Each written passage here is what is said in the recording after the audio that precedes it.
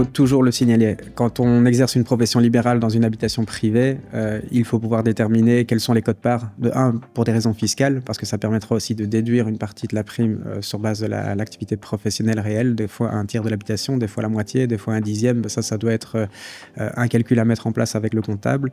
Et surtout pour pouvoir dissocier la partie au niveau de l'assurance, dire bah voilà, j'ai du stockage de matériel professionnel, il n'est pas assimilé au contenu privé.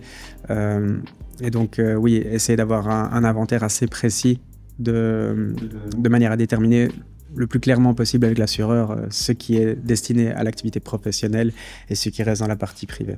L'assurance contenu est déjà une option dans l'assurance incendie. On pourrait assurer l'assurance incendie, l'ossature de la maison finalement sans assurer le contenu. Donc on va en général faire un inventaire assez précis ou laisser la compagnie déterminer un contenu, on va dire, classique. En général, certaines compagnies vont dire, bah tiens, si vous avez une maison à 200 000, on va estimer que 35% de la valeur de l'habitation équivaut au contenu. Et là, on est totalement à l'abri. Ça veut dire que quoi qu'il arrive, que je joue un peu plus ou un peu moins, j'ai utilisé ce que la compagnie me recommande et donc je paye sur cette base.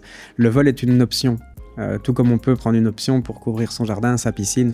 On va dire que un contrat se construit finalement sur base de quelques garanties de base et puis le reste finalement ce seront du sur-mesure vraiment.